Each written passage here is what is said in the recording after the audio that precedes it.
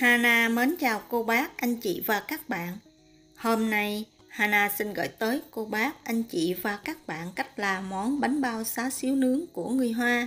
Với cách làm đơn giản này, cô bác, anh chị và các bạn dễ dàng làm cho gia đình của mình một món bánh bao xá xíu ngon không thua gì tiệm. Nếu cô bác, anh chị và các bạn thích, xin mời vào bếp làm cùng với Hana nhé.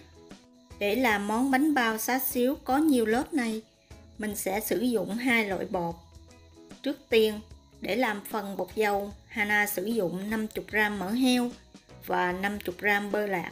Phần bơ và mỡ trước khi làm, cô bác, anh chị và các bạn nhớ đem ra ngoài cho mềm, nhưng mà không được chảy. Sau khi cho bơ và mỡ vào cối, mình sẽ đánh cho hỗn hợp thật là hòa quyện. Sau đó cho vào 125g bột mì số 8. Mình tiếp tục trộn cho bột, bơ và mỡ thật là hòa quyện là được. Phần này cô bác, anh chị và các bạn có thể trộn tay. Thời gian trộn của bột khoảng 1 tới 2 phút. Sau khi bột trộn xong thì mình sẽ cho bột lên màng bọc thực phẩm, gói kín lại và cho vào tủ lạnh khoảng 30 phút cho bột cứng lại.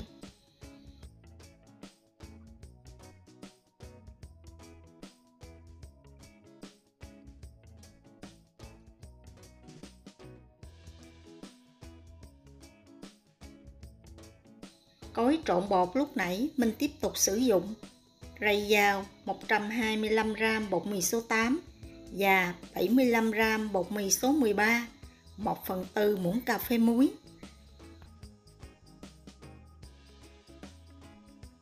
Tiếp theo, mình sẽ đánh tan một cái trứng gà, sau đó cân vào bột 50g trứng. Phần trứng dư, cô bác, anh chị và các bạn mình để lại một chút, mình quét mặt bánh.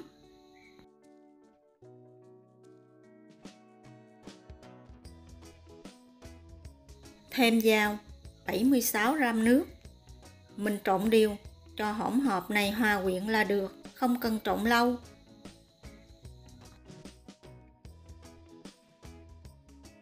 Tiếp tục thêm vào 14g mỡ heo.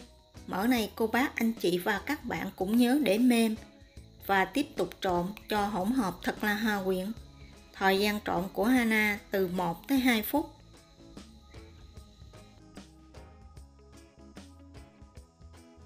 Bột sau khi trộn xong thì mình cũng cho vào màng bọc thực phẩm bọc lại. Nhưng phần này mình không để trong tủ lạnh mà mình để bên ngoài.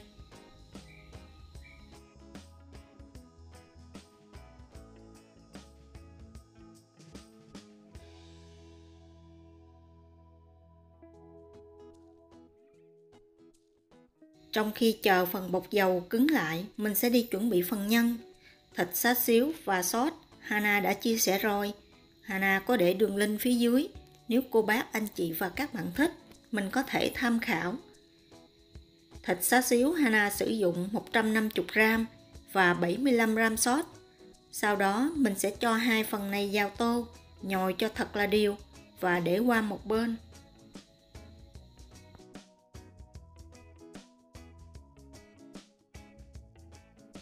Sau 30 phút, phần bột dầu đã cứng lại, mình sẽ lấy ra ngoài và chia 17 phần. Mỗi phần Hana cân được khoảng 13g.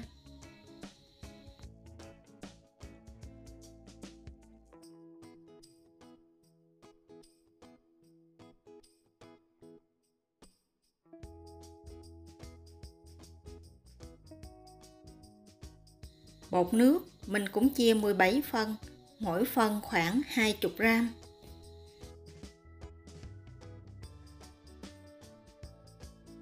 Kế tiếp, mình sẽ lấy từng viên bột nước, bọc phần bột dầu bên trong. Phần này cô bác, anh chị và các bạn nhớ dùng tay ép sát phần bột dầu và bột nước lại với nhau, để một chút bột không bị phồng.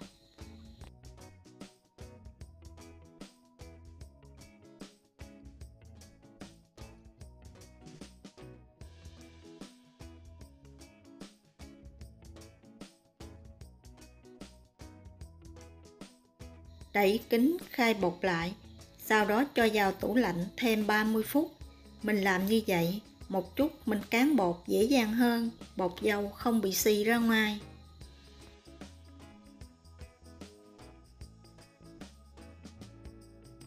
Sau 30 phút thì mình sẽ mở lò nướng ở nhiệt độ 200 độ C. Lấy từng viên bột ra, cán dài và cuộn tròn lại.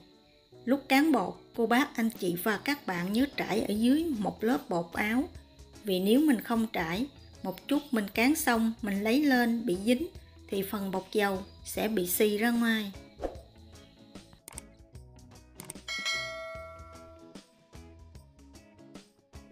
Mình sẽ tiếp tục làm như vậy cho tới viên bột cuối cùng.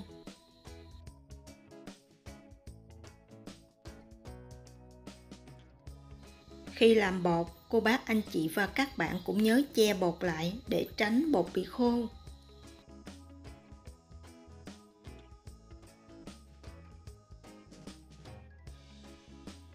Sau khi cán xong viên cuối cùng, mình trở lại viên đầu tiên. Mình cũng cán dài và cuộn tròn lại.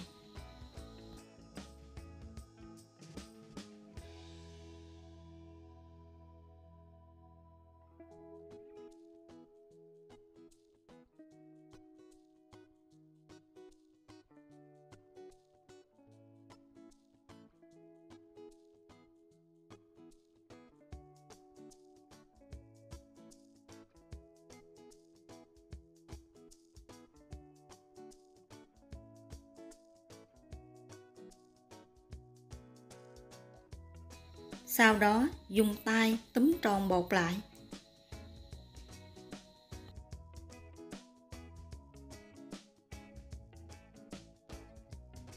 Mình cũng tiếp tục làm như vậy cho tới phần bột cuối cùng.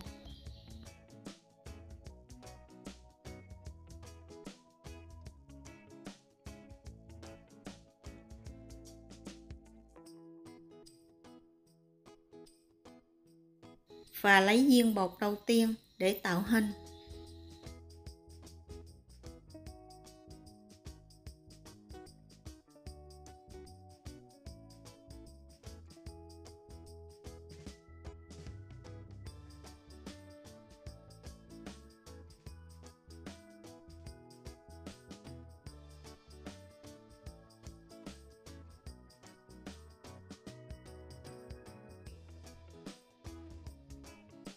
Mình sẽ cán tròn bột có đường kính khoảng 8 cm.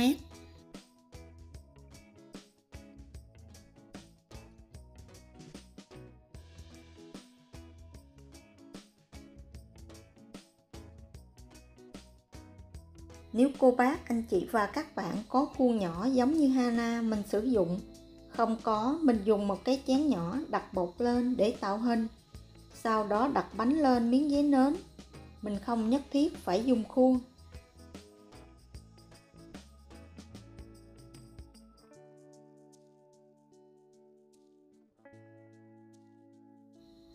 Phần nhân cho dao, Hana sử dụng khoảng 1 muỗng cà phê.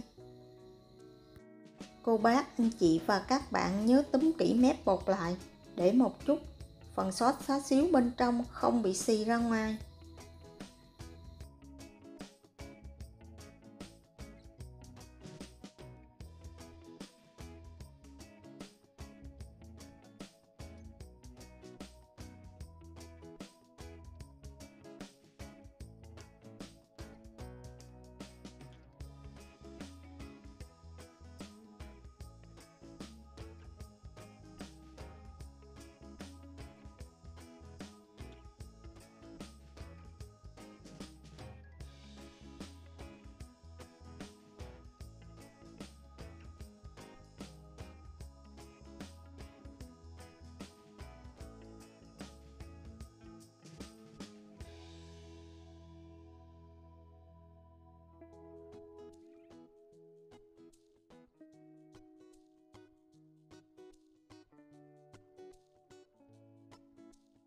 Để quét mặt bánh, Hana sử dụng thêm một cái trứng gà và một muỗng canh sữa tươi không đường. Nếu không có sữa, cô bác, anh chị và các bạn mình dùng nước cũng được.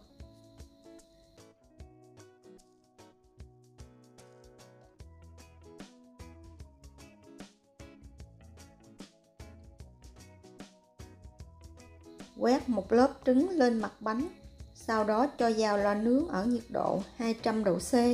Mình sẽ nướng bánh 15 phút.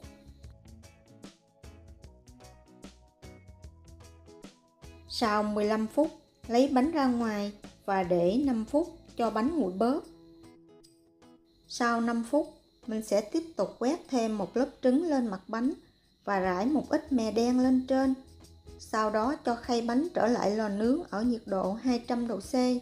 Tiếp tục nướng thêm 10 phút nữa, hoặc cho tới khi mặt bánh có màu vàng thì mình lấy ra để nguội.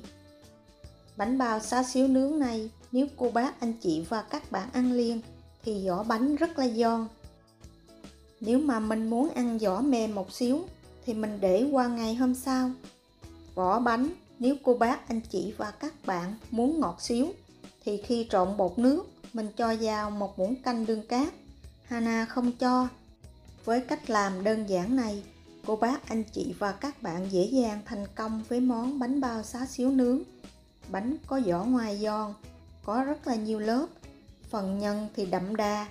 Hy vọng cô bác, anh chị và các bạn sẽ thích những gì Hana chia sẻ. Nếu thích, nhớ đăng ký ủng hộ kênh của Hana nhé. Hana cảm ơn. Hana xin chào tạm biệt và hẹn gặp lại vào thứ Ba tuần sau.